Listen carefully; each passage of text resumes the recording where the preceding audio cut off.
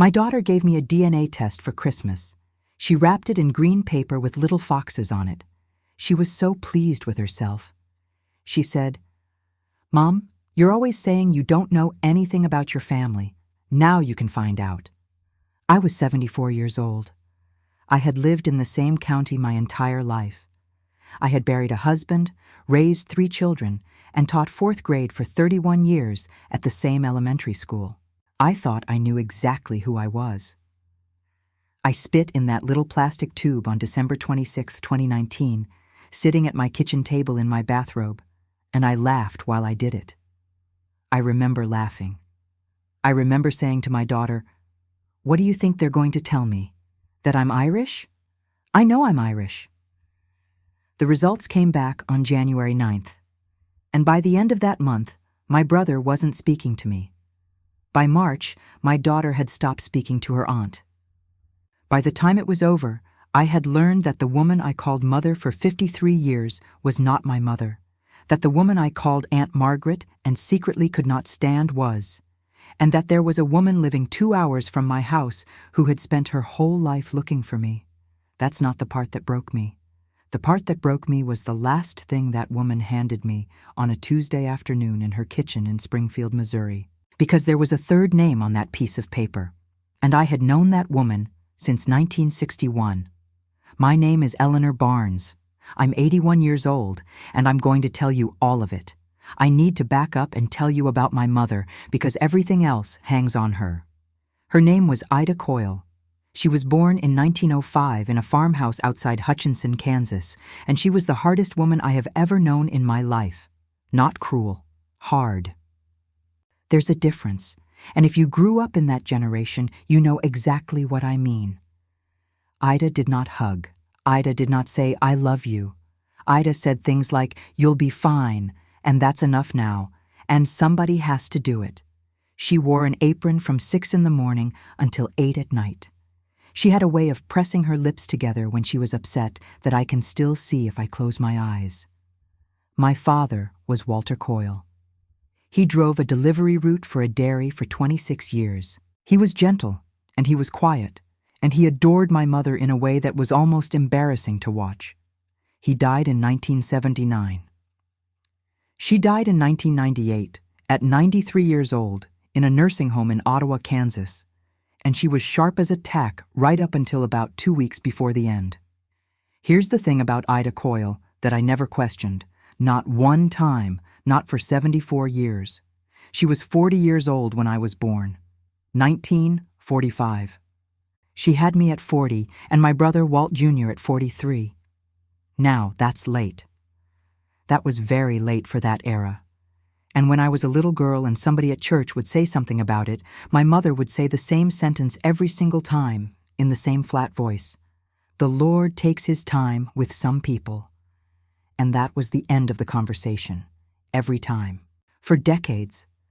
I had one other relative I saw with any regularity, and that was my Aunt Margaret. Margaret was my mother's youngest sister. She was 17 years younger than my mother, which made her only 17 years older than me. And I want to be honest with you about her because it matters later. I did not like Aunt Margaret. I'm ashamed of that now. But I didn't. She showed up twice a year, Easter and the week after Christmas, always driving a nicer car than we had, always in a good coat, always without a husband. She'd come in, she'd sit at the kitchen table, and she would stare at me. Not talk to me, stare at me. She'd ask me questions like she was taking inventory. How was school? How tall was I now? Did I still have that cough? And when I answered, she wouldn't say, "That's nice," or "Good girl." She'd just nod slowly and look at me some more, and then she'd look at my mother, and something would pass between the two of them that I never understood and never got to be part of. When I was about 11, I asked my mother why Aunt Margaret looked at me like that. My mother was washing a pan. She didn't turn around. She said, "Margaret's had a hard life, leave it be." And I left it be. For 63 years, I left it be. Margaret gave me a savings bond every birthday until I was 30. She came to my wedding in 1966 and sat in the second row and cried through the entire ceremony. which everybody thought was strange, and afterward she hugged me so hard my mother had to put a hand on her arm. She died in 1994, alone in an apartment in Wichita. I didn't go to the funeral. I had a school board meeting.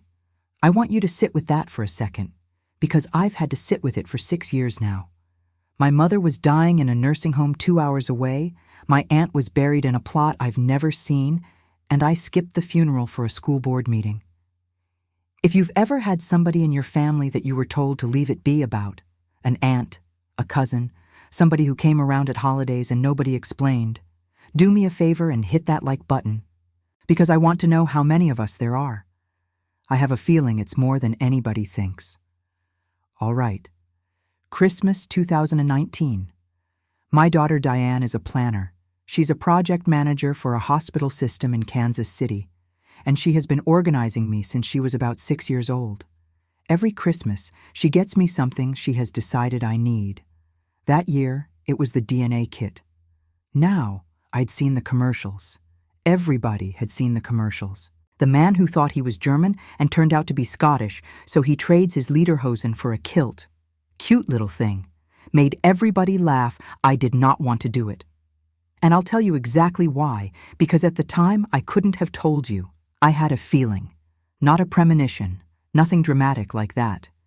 Just a low, dull reluctance, the same feeling you get standing at the top of a basement stairway with the light burned out.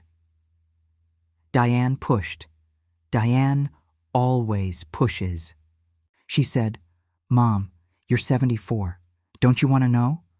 And I said the sentence that I have thought about every single day since. I said, "There's nobody left to ask, so what does it matter?" I registered the kit on the 26th. I spit in the tube, I sealed it in the little bag, and I drove it down to the post office myself on the 27th because I didn't trust my mail carrier with anything that had my name on it. Then I forgot about it for 2 weeks. The email came on a Thursday morning, January 9th, 2020. I was standing in my kitchen with a cup of coffee going cold in my hand and my reading glasses pushed up on my head. Subject line said my results were ready. The ethnicity part came up first, and it was exactly what I expected. Irish, Scottish, a little bit of English, some German. I remember feeling almost disappointed the way you do when a fortune teller tells you something boring. Then I scrolled down. There's a section on those websites called DNA matches. It lists other people who have taken the test and share DNA with you, and it puts them in order, closest first. At the top of my list was a name I had never seen in my life.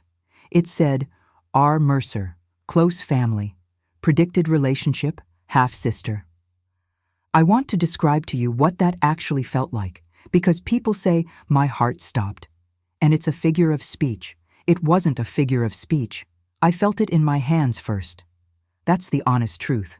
My hands went cold and light, and the coffee cup started shaking, and I had to set it down on the counter with both hands like I was setting down something made of glass in a museum.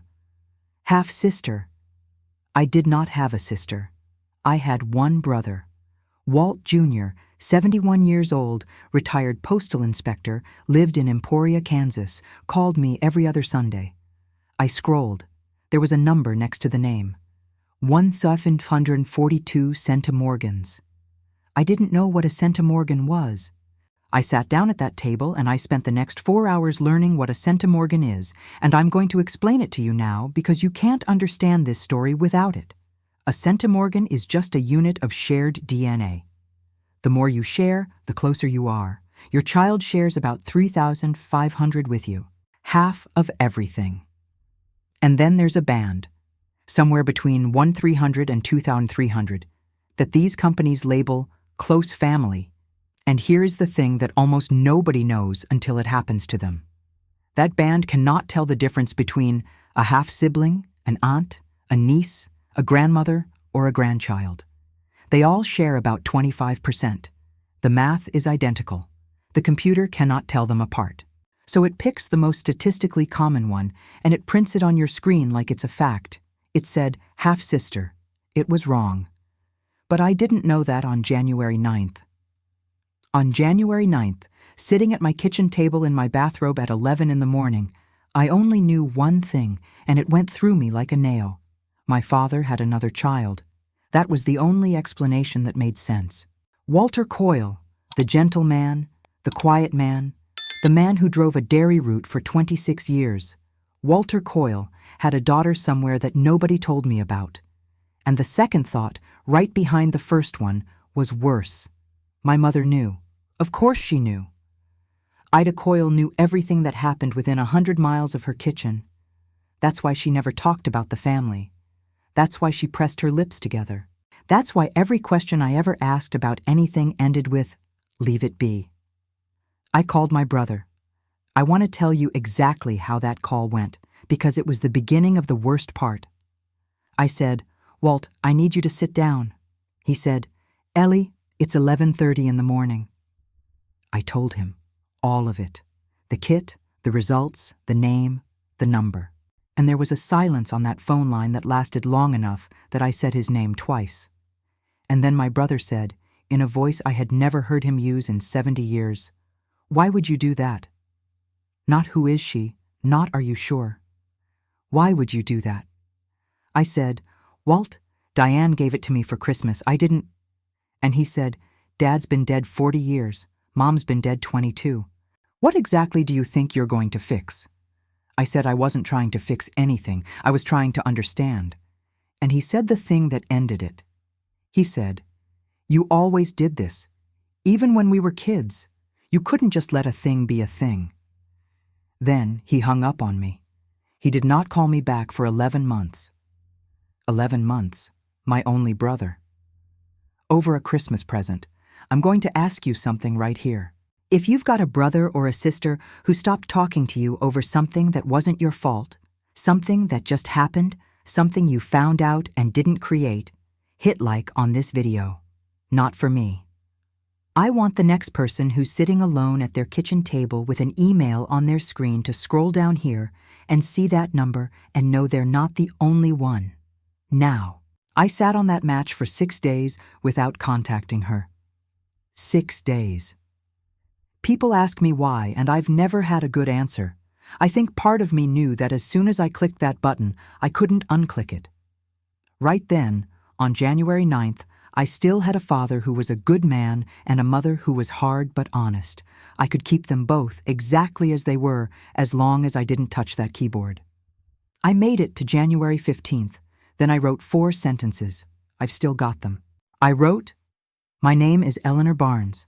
I was born in Wichita, Kansas in 1945 to Ida and Walter Coyle. Your name came up on my results and I don't understand it. If you're willing to talk, I would be grateful." I read it 40 times. I changed grateful to glad and then back to grateful. I sent it at 9:14 in the evening. She answered in 6 minutes. 6 minutes for a message that had taken me 6 days. That should have told me something right there. That should have told me that whoever this woman was, she had been sitting by that mailbox for a very long time. Her message said this. I know it by heart. "Eleanor, my name is Ruth Ann Mercer. I am 76 years old, and I live in Springfield, Missouri. I have been looking for you since 1974.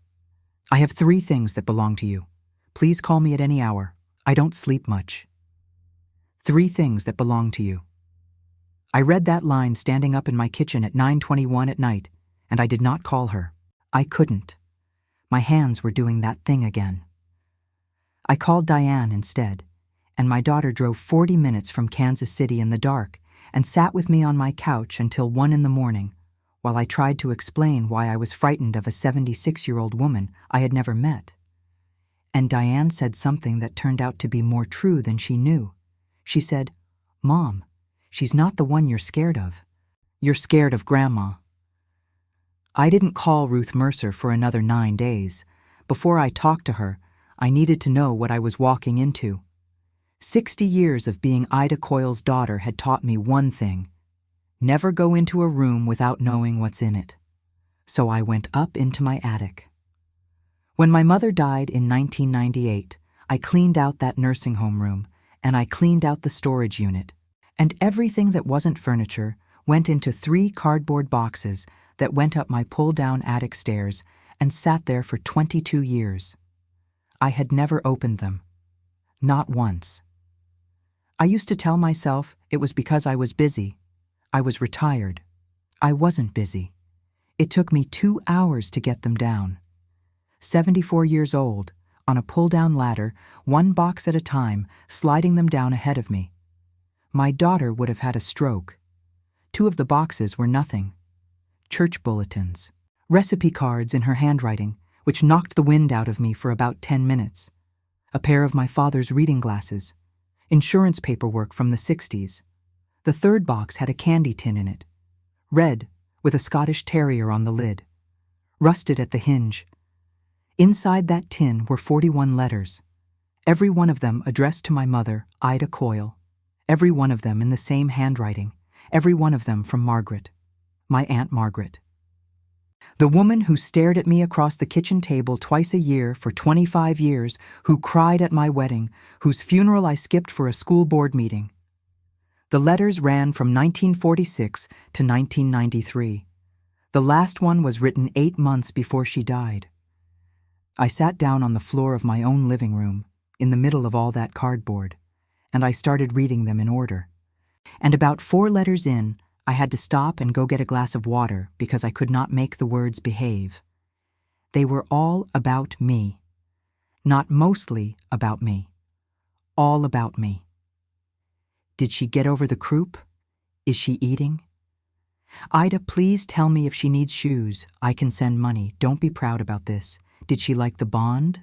Does she still have that cough in the winter? How did she do on the spelling test? Ida, is she happy?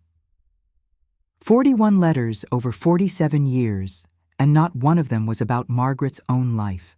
Not one line about her job, her apartment, her health, whether she was lonely. Every single letter was a woman asking after a child and being answered, I could tell from the question she repeated, in about 3 sentences at a time. And then I got to the one from March of 1961. That's the one that broke it open. It was 4 pages long, which was the longest in the tin, and it was the only one where Margaret got angry. I'm going to read you the part that mattered, just this part. She wrote, You have had her 16 years now. You promised me it would be until she was of an age to understand, and she is of an age. I am not asking to take her, Ida. I gave that up. I am asking to sit in a room with my daughter one time and have her know who I am while I am still young enough to be worth knowing. My daughter.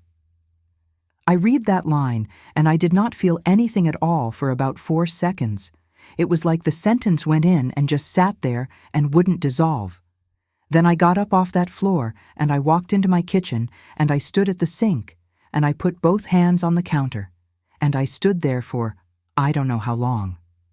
10 minutes, maybe more, because the arithmetic had already done itself while I was standing there, and it was very, very simple. My mother was 40 years old when I was born. Everybody said so. The Lord takes his time with some people. Margaret was 17 years younger than my mother. Margaret was 23 in 1945, and Aunt Margaret came to see me twice a year from Wichita for 25 years. In a good coat, without a husband, and she looked at me across that kitchen table like she was taking inventory. She wasn't taking inventory, she was memorizing me. Twice a year, because that was all she was allowed. I have to tell you honestly that my first feeling was not grief. It was rage, and it was aimed at a dead woman. Because my mother, Ida, read 41 of those letters and answered them in 3 sentences. She sat there and let that girl beg. Ida Coyle knew. She knew every Easter and every Christmas when Margaret walked through that door, and she stood at the stove with her lips pressed together, and she let it happen for 25 years, and then she let Margaret die alone in an apartment in Wichita, and she never said one word to me. And I skipped the funeral. That's the part I can't put down, even now, 6 years later. Every other piece of this I've made my peace with. Not that one. My mother sat in the 2nd row at my wedding and cried, and I thought she was being strange. But here's what I want you to notice, and it took me a long time to see it, so I'll save you the trouble. Nothing I had found explained Ruth Mercer. I had solved the wrong problem. I had gone up into that attic looking for my father's affair, and I had come down with a mother I didn't know I had, and I was so turned around by it that it took me 2 more days to notice the hole in the middle of it. If Margaret was my mother, then who was Ruth? Margaret was 23 when she had me in 1945. Ruth was born in 1943. Margaret would have been 21. 2 babies, 2 years apart, 2 different men. That's a half-sister. The math works perfectly. The computer was right after all, just not for the reason anybody thought. I called Ruth Mercer on January 24th, 2020 at 9 o'clock in the morning. She picked up on the first ring, not the second, the first. A 76-year-old woman in Springfield, Missouri, sitting next to a telephone at 9 in the morning on a Friday. I said, "Ruth, this is Eleanor." And she said, and her voice was completely steady, which I did not expect. She said, "I know. Nobody else calls this number." We talked for 2 hours and 40 minutes on that first call. I'm not going to give you all of it, but I'll give you the shape. Ruth Ann Mercer was born on August 4th, 1943, at a place called the St. Agnes Home in Kansas City, Missouri. It was what they called a maternity home. There were hundreds of them in this country, and most people under 60 have never heard of them. Here's how they worked, and I want to be plain about it because I didn't know either, and I was alive for it. A girl gets pregnant. She's 15, 16, 19. Her family sends her away, to an aunt in another state, to a school, to a place like St. Agnes. She stays 6 months. She uses a different last name the whole time she's there. Some of them used a different first name too. She has the baby, and in a lot of these places she wasn't allowed to hold it. Then she goes home, and everybody agrees, out loud, that it did not happen. Between the end of the war and 1973 in this country, that happened to something on the order of 1.5 million women. 1.5 million. And they were told the same sentence over and over by nuns and social workers and their own mothers. You'll forget about this and go on and have a normal life. Ruth was adopted at 9 weeks old by a couple named Mercer in Springfield. Good people, by her account. Her father ran a hardware store. Her mother taught piano. They told her she was adopted when she was 7, and they never lied to her about it, which for that era was almost unheard of. She started looking in 1974, when she was 31, and her adoptive mother had just died. She looked for 45 years. 45 years. She wrote to the state of Missouri 11 times. Sealed records, every time. She hired 2 private investigators in the 80s, and both of them took her money and gave her nothing. She joined a registry in 1991 where birth mothers and adoptees could both sign up, and she checked it every year for 28 years, and nobody ever signed the other side of her line. She spit in the tube in 2017, and for 2.5 years she got nothing but 4th cousins. Then on January 9, 2020, a 74-year-old retired schoolteacher in Independence, Missouri, opened an email in her bathrobe. Ruth told me she screamed. She said she was standing in her kitchen, and she screamed loud enough that her neighbor knocked on the door. I drove to Springfield on February 8, 2020, 3 hours and 10 minutes. I left at 6 in the morning because I wanted to get there in daylight, which makes no sense, but I've noticed people do that.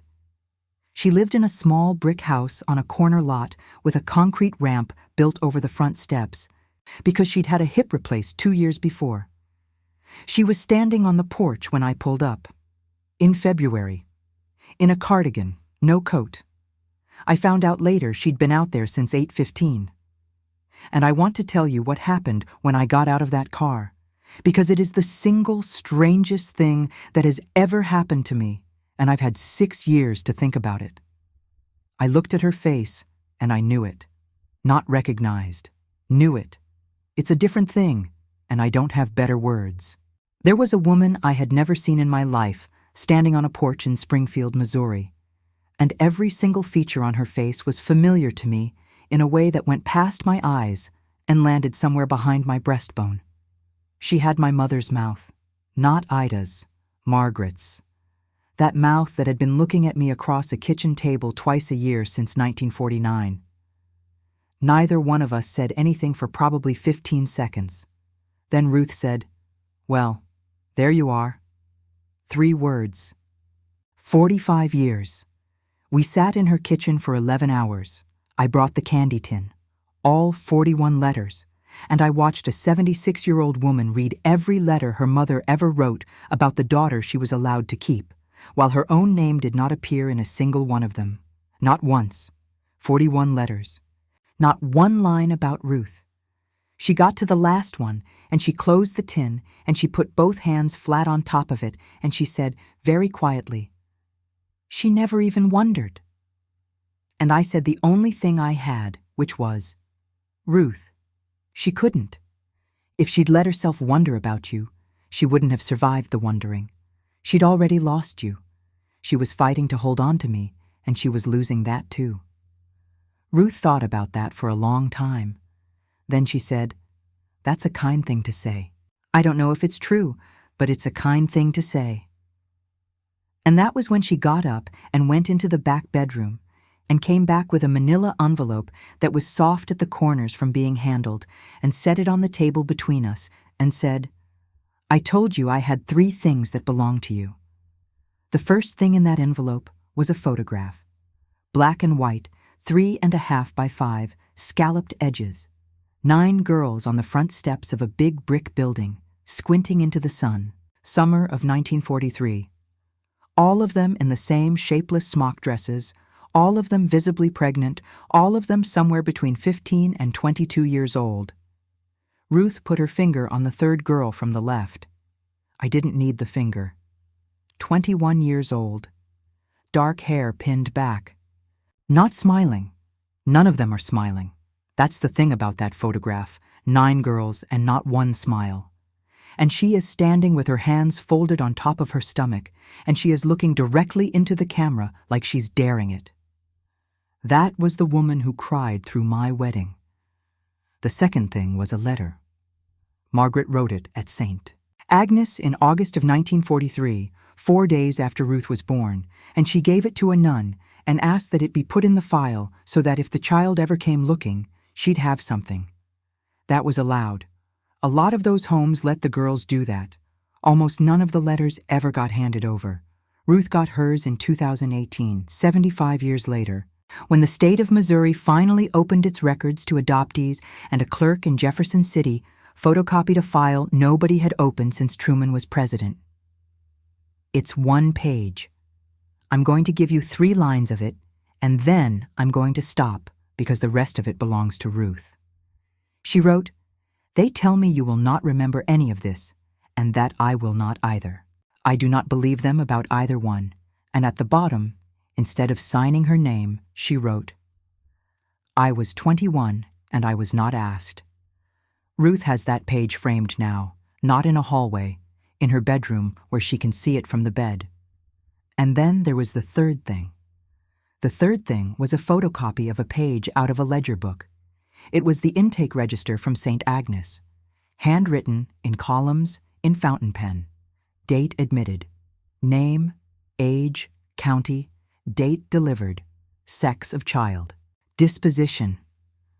Ruth said her researcher had pulled it to confirm the dates on her own file. She said she'd stared at it for about a week before she understood what else was on it. She turned it around on the table so it was facing me, and she put her finger halfway down the page. There was Margaret's name, admitted March 1943, age 21, Sedgwick County, delivered August 4th, female, disposition, placed. That was Ruth.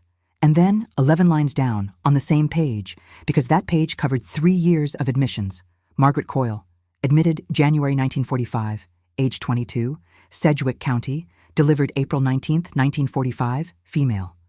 Disposition, released to family, April 19th, 1945, that is my birthday.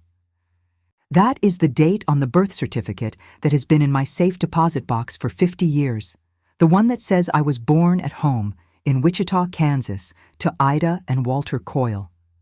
I was born in that building, in Kansas City.